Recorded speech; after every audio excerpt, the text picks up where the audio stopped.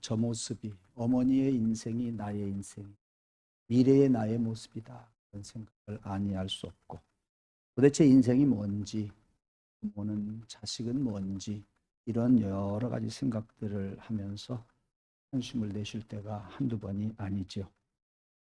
그래서 저는 외가 식구들 서울에 약 8, 9명이 살아 계십니다.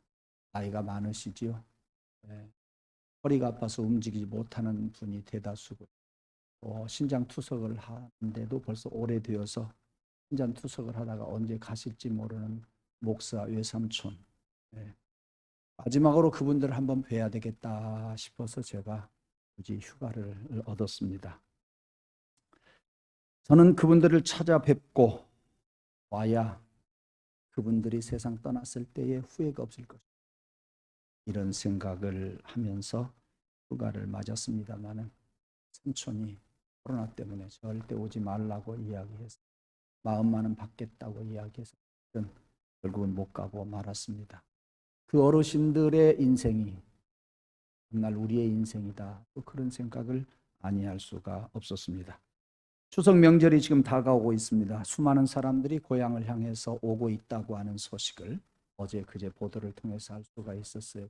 그러니까 추석 명절이 벌써 많은 타향에 있는 사람들은 발걸음을 재촉했구나 그런 생각을 해봅니다.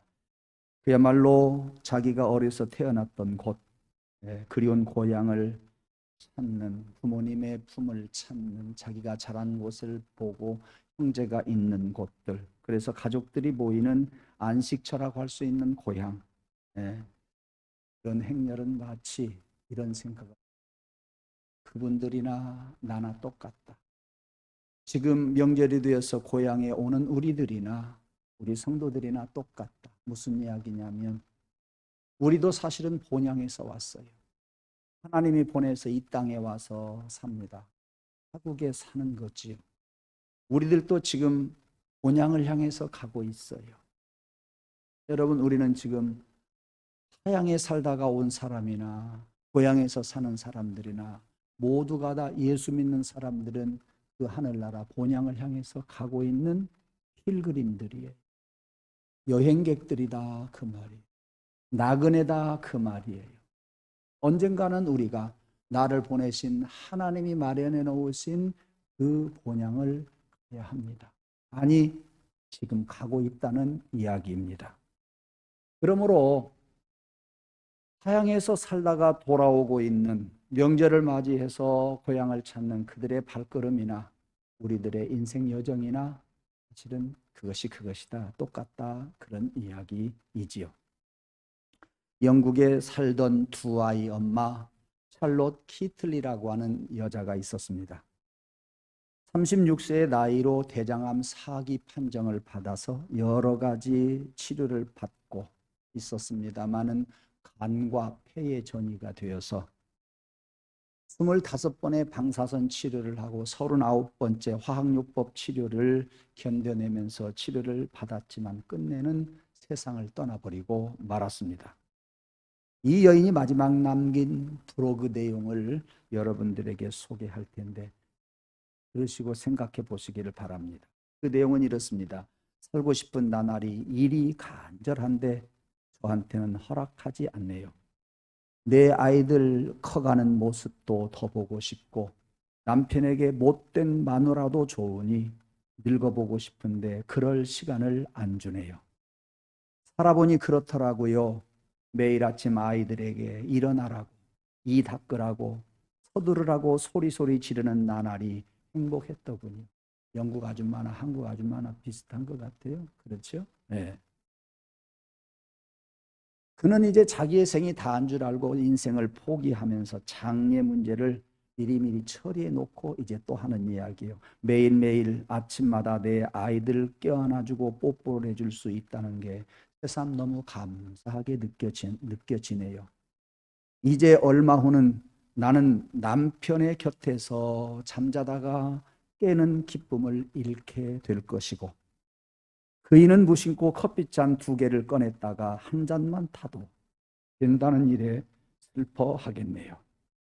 딸아이 머리를 따주어야 하는데 아들 녀석 잃어버린 레고의 한 조각이 어디에 굴러 들어가 있는지 나만 아는데 그건 누가 찾아줄까?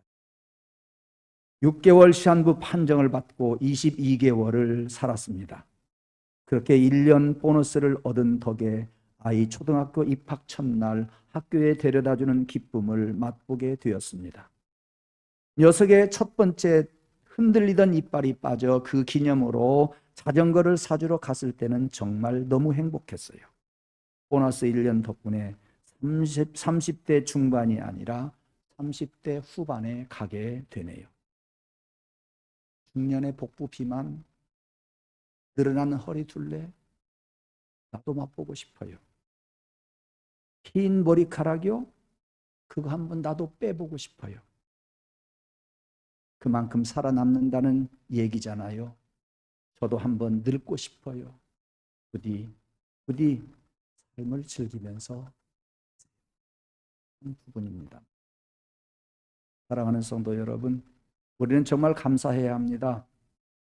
이렇게 살아 숨쉬고 생활하고 즐겁게 살고 있으니까요.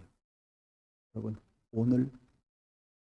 오늘이라고 하는 이 날, 어제 누군가가 오늘을 간절히 맞고 싶었을 거예요. 그러나 어제는 있었는데 오늘을 맞이하지 못하고 세상 떠난 사람이 어디 한두 명이겠습니까? 그러므로 우리는 오늘 소중히 여겨야. 사도 바울은 말합니다. 우리가 살아도 주를 위하여 살고 죽어도 주를 위하여 죽나니 우리가 주의 것이로다. 그랬습니다. 우리 사람에게는 태어나자마자 오늘이라고 하는 시간이 주어지지요. 그리고 우리에게 가장 소중한 시간은 오늘이고 지금입니다. 오늘 하루를 가졌다는 사실에 진정한 감동을 느끼면서 우리 한번 살아봐야 합니다. 울고 있다고 하는 것, 오늘이 있다고 하는 것, 잠에서 깨어나 보면 내가 호흡하고 젊었을 때는 심장 고동 소리가 들리기도, 하나님이 오늘을 나에게 주어서 선물로 사용하게 하니 얼마나 감사하냐, 그런 생각들을 저는 많이 했습니다. 오늘 하루 무엇인가를 여러분이 누릴 것인지 그것도 생각해보고 하루를 지난 다음에 잠자리에서 하나님 앞에 기도하면서 감사하는 그런 삶이 되어야 합니다. 저는 여기에서 무슨 말씀을 드리고 싶으냐, 사랑하는 남편이 있지만 남매 두 아이를 두었지만 아파서 세상을 떠날 때, 아파서 힘들어할 때 그 가족들이 돕지 못한다는 거예요. 제가 늘 드리는 말씀, 좋아하는 이야기, 그 여인은 곁에 가족들이 있었던 것 같았는데 홀로이잖아요. 그래서 우리 인생을 단독자라고 이야기를 합니다. 우리에게도 이렇게 홀로일 때가 온다 하는 사실입니다. 사실 따지고 보면 이 여인의 고통스러운 삶이 앞으로 우리에게 다가올 수 있다는 이야기입니다. 본문에 나오는 야곱의 여정, 그것이 나의 여정이에요. 본문에 나오는 야곱의 여정이 우리 인생의 여정이에요. 야곱은 형 에서와 함께 쌍둥이로 태어나지 않습니까? 쌍둥이라도 먼저 태어나면 형이요, 나중에 태어나면 동생이지요. 네. 몇 분 먼저 태어났지만 형은 형이고 몇 분 먼저 늦게 났지만 동생은 동생이에요. 당시 유대 나라에서 장자의 역할과 권리는 대단했지요. 성경에 많이 나오는 이야기예요. 그러니 동생 입장에서, 즉 야곱의 입장에서 볼 때는 억울함이 짝이 없어요. 때로는 형이 꼴 보기 싫었을 거예요. 장남이 되었더라면 얼마나 좋았을까. 내가 어머니 뱃속에서 형을 뒤로 제껴버리고 먼저 나왔으면 내가 형 아닌가, 이런 생각도 했었을 거예요.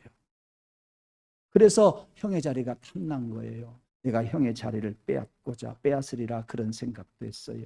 그래서 그런 마음을 먹고 수단과 방법을 가리지 않은 때가 있었습니다. 마침 어머니가 그 동생 야곱을 도왔죠. 그래서 결국 장자권을 빼앗게 되었습니다. 어떻게?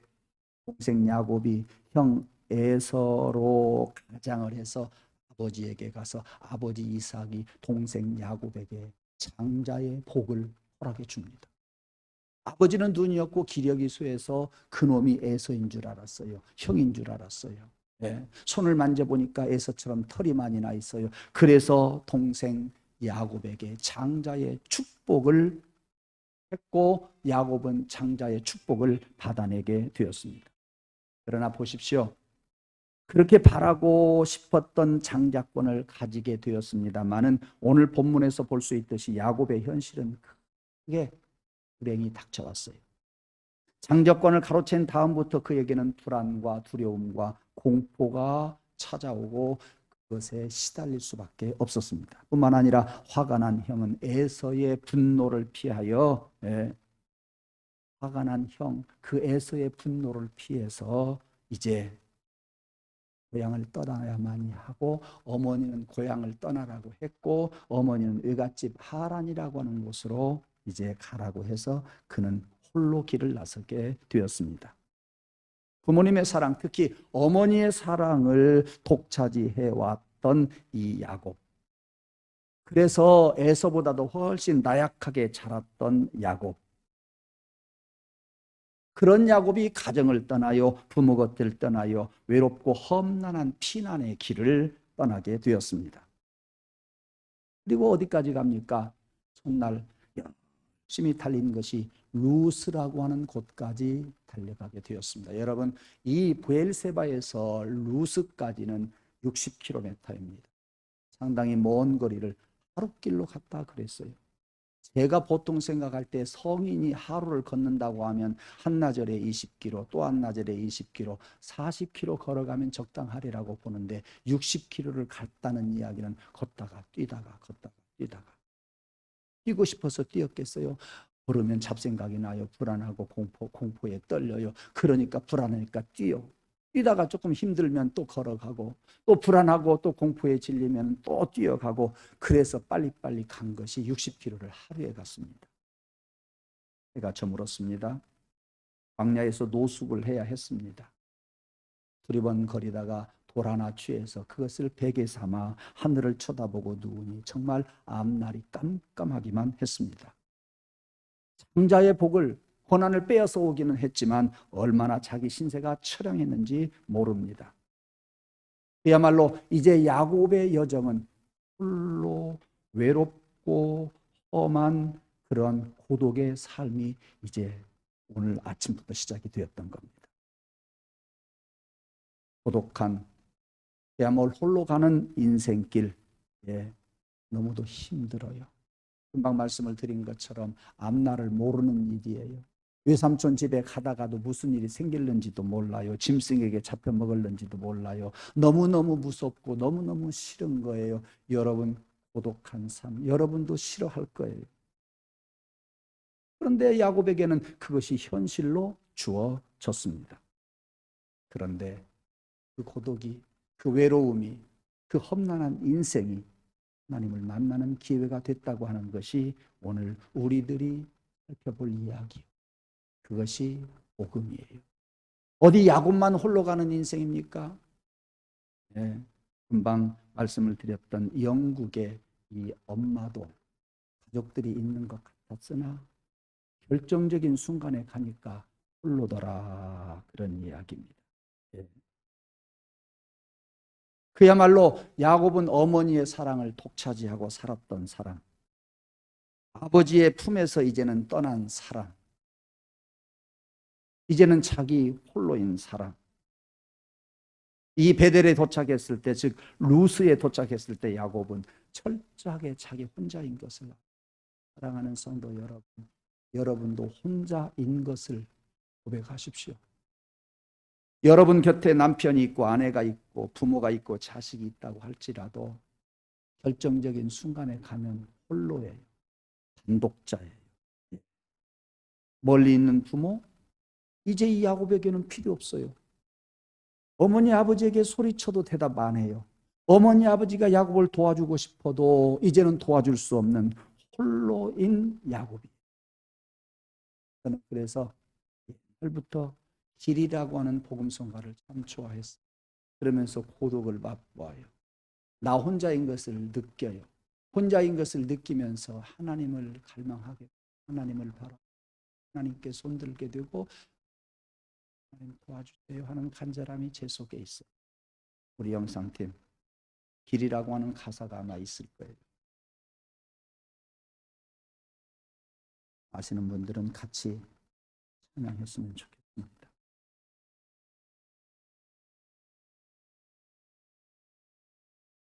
오늘도 하룻길 나그네 길을 나 혼자 가야 해. 멀고도 험한 길 나그네 길을 나 혼자 가야 해. 나 혼자 가야 해.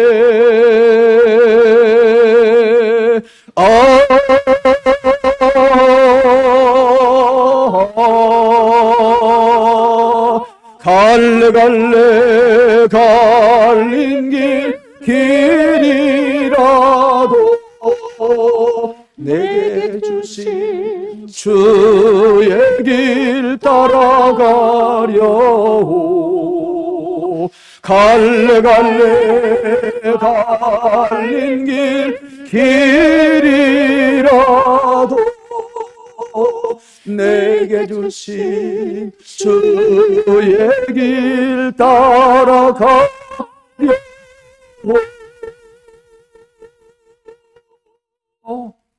홀로인 단독자인 나, 이것을 느껴야 돼요. 홀로인 단독자인 나를 배워야 돼요. 홀로인 단독자인 나를 알 때에 내가 하나님이 필요해요. 나를 도울 자가 필요해요.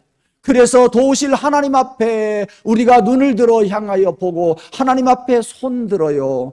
여러분 절대 나 혼자 살 수 있다고 이야기하지 마세요. 교만한 생각이 여러분의 마음속에서 사라지기를 원해요. 하나님 앞에 손 들고 하나님 내 손 잡아주세요 하시면 하나님은 야곱의 손을 붙잡아 주시고 야곱의 여생 길을 인도해 주신 것처럼 우리의 여정도 하나님이 내 손 잡아 끌어가게 될 줄로 믿습니다.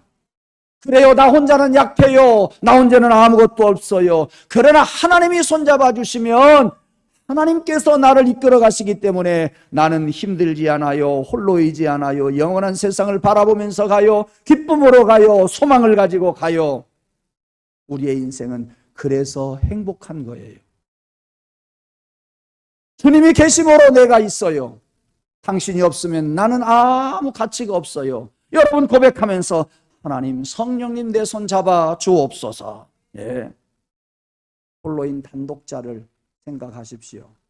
홀로인 단독자를 여러분이 배우십시오. 느끼는 날이 올 겁니다. 단독자인 나를 느낄 때 하나님이 내 가슴을 칠 거예요. 예.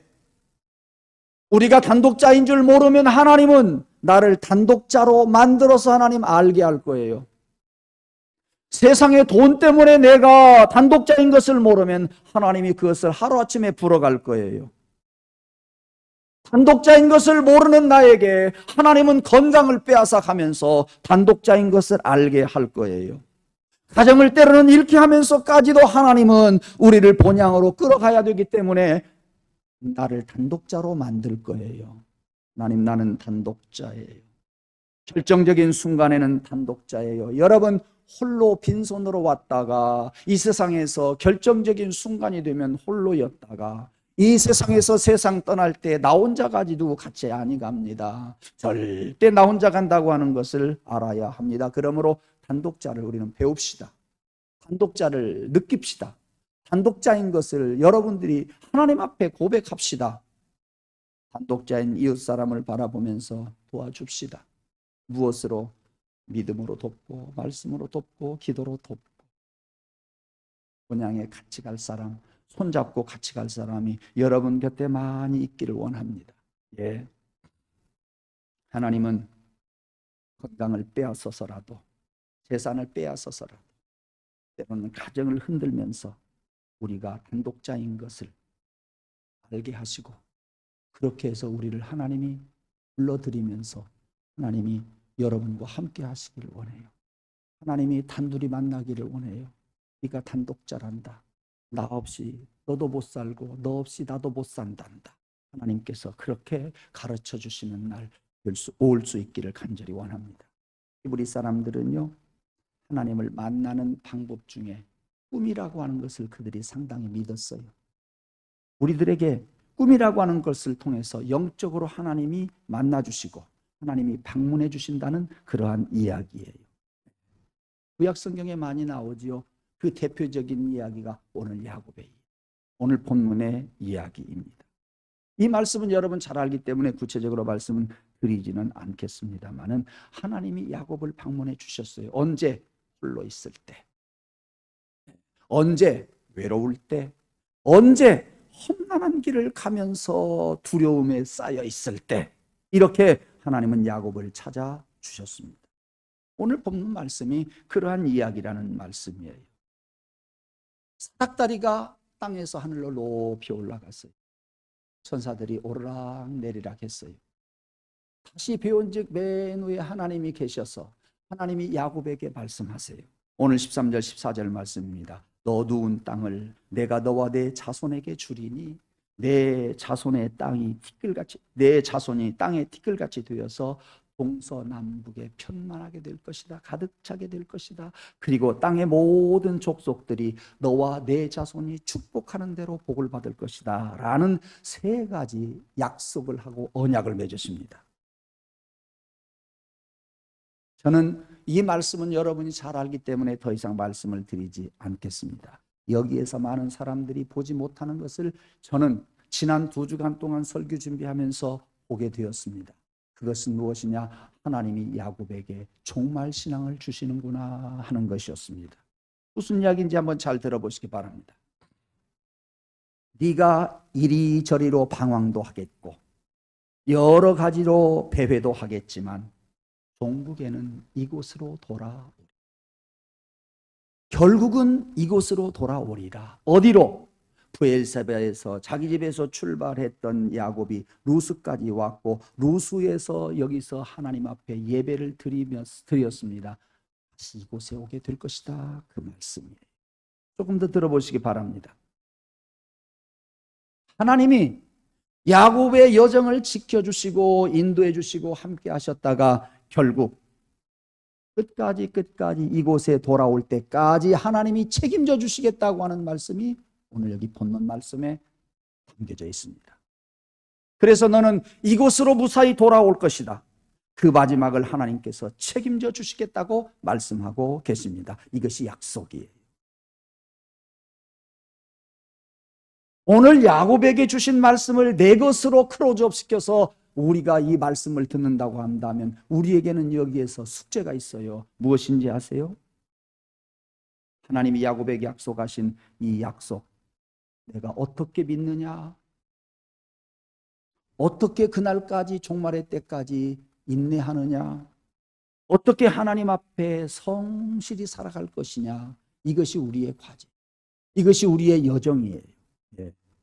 하나님께서 야곱에게 주신 축복은 지극히 인간적이요, 지극히 종말론적이요, 지극히 신령한 것이고 그리고 영원한 것입니다. 이제 그런 일들을 통해서 하나님은 야곱을 복된 길로 끌어가겠다. 야곱의 후손들을 통해서 동서남북에 편만하게 하겠다. 야곱과 그의 자손들이 축복하는 대로 만민들이 복을 얻게 될 것이라고 하는 이 세 가지의 약속이, 이 언약이 주어지게 되었습니다. 그러한 언약을 받고 난 다음에, 하나님과 언약을 하고 난 다음에는 이제 야곱이 변하네요. 어떻게 변하는지 아세요? 그렇게 좋아했던 것을 이제 하나님께서 버리게 합니다. 여러분, 야곱은 아시는 것처럼 다른 사람을 가장 많이 속인 사람 중에 하나가 성경에 나오는 인물 중에 하나예요. 그리고 많은 사람들에게 속기도 했어요. 그런데 이제 야곱은 속인다고 하는 것이 얼마나 무서운가, 얼마나 못된 것인가, 얼마나 큰 죄악인가 하는 것을 알아요. 나중에 삼촌 집 하란에 갔잖아요. 그는 삼촌에 속기만 했어요. 속이지를 안 했어요. 속기만 했단 말이에요.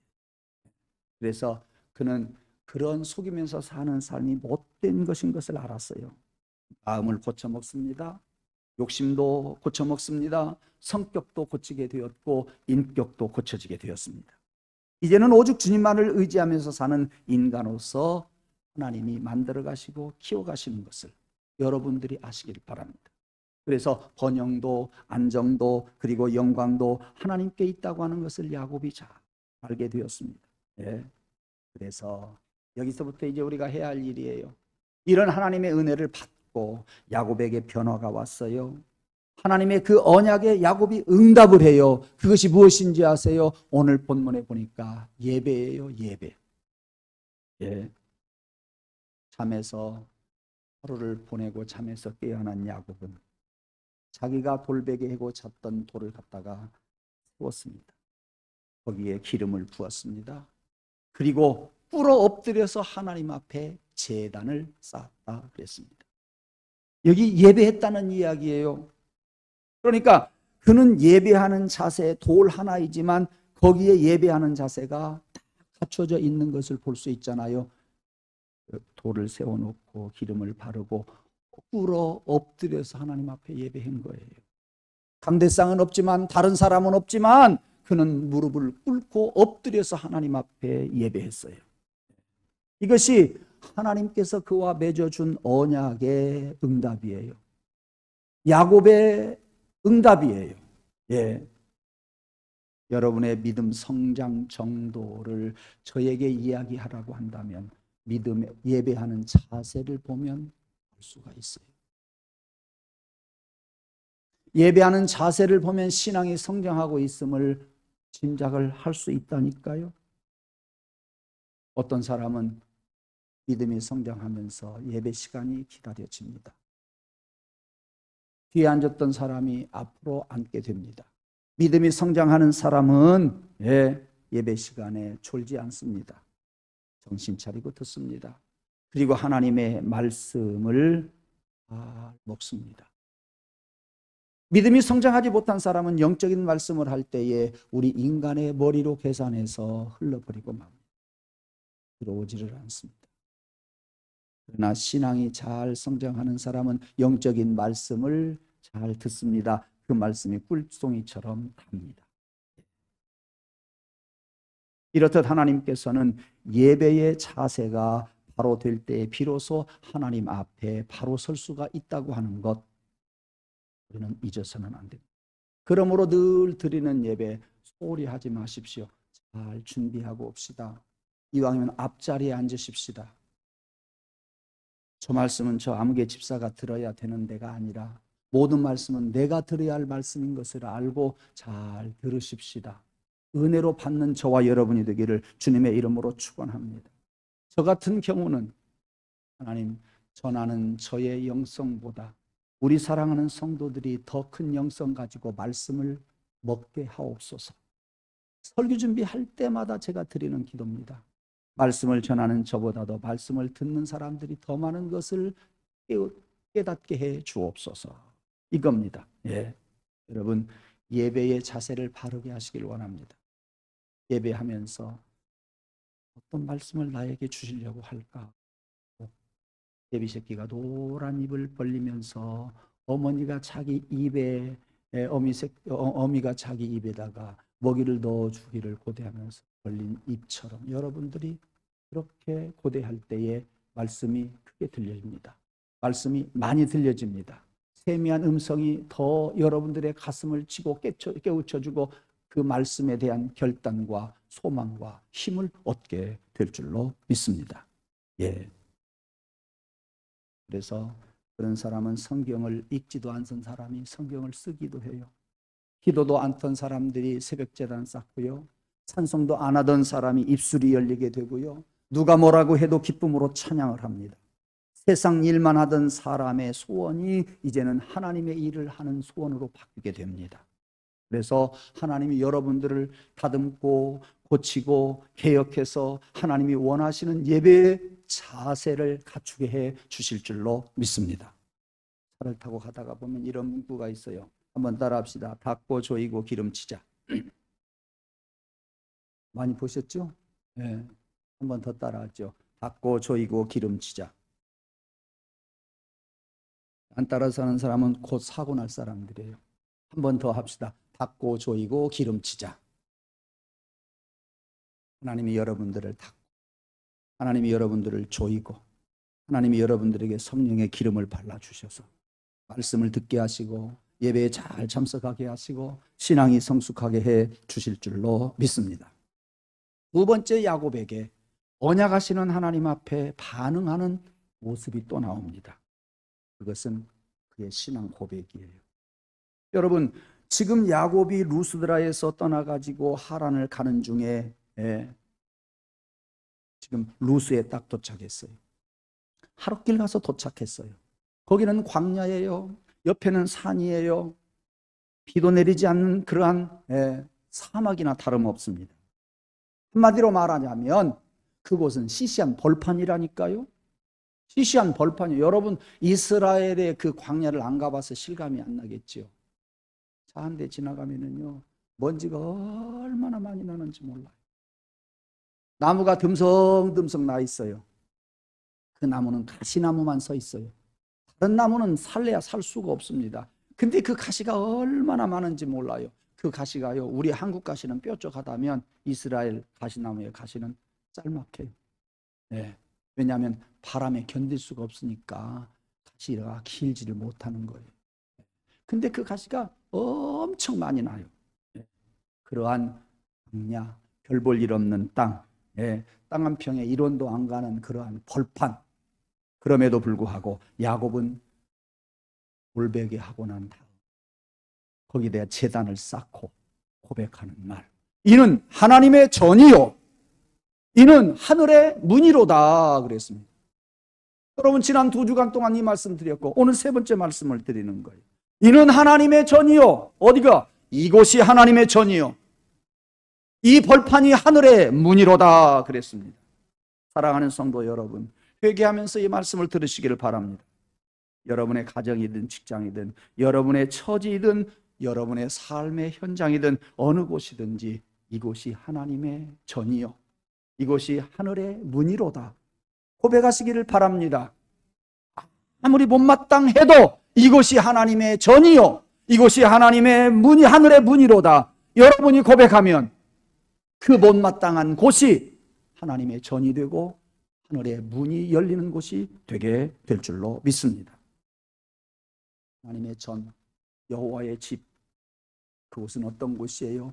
하나님을 만나는 곳이에요. 하나님의 역사가 이루어지는 곳이에요. 하나님의 은총이 쏟아지는 곳이에요. 우리가 이것을 잊지 말아야 돼요. 하나님을 만나는 곳, 하나님의 역사가 이루어지는 곳, 하나님의 은총이 쏟아지는 곳. 여러분의 가정이 하나님을 만나는 여호와의 전이 되기를 바라고, 여러분의 가정이 하나님의 역사가 이루어지는 가정이 되기를 원하고, 하나님의 은총이 쏟아지는 가정이 되기를 주님의 이름으로 축원합니다. 여러분의 일터가 하나님의 전이요 여러분의 일터가 하나님의 역사가 이루어지는 곳이요 여러분의 일터가 하나님의 은혜가 쏟아지는 곳이 되기를 주의 이름으로 축원합니다. 여러분이 어떤 사람을 만났습니까? 그것이 그 사람이 여호와의 전이요 하나님의 은총이 그를 통해서 쏟아지고 하나님의 역사가 이루어지는 그 사람인 것을 여러분이 믿고 대하게 될 때에 하나님의 역사가 이루어지게 되고, 그 사람을 하나님의 역사가 이루어지는 사람이 아니라고 마귀라고 보면 마귀의 역사가 일어나게 될 것입니다. 그러므로 여러분의 직장과 직업, 지루하다고 힘들다고 저주받은 곳이라고 생각하지 마십시오. 이것을 회개하자고 하는 겁니다. 여러분의 가정, 남편이 아내가 마음에 안 든다고 저주받은 곳이라고 생각하지 마십시오. 이거 회개하자고 하는 이야기입니다. 그런 사람은 참으로 불행한 사람이에요. 영원히 불행한 사람이 될 수밖에 없어요. 히틀리라고 하는 암에 걸렸던 그 여인을 생각해 보십시오.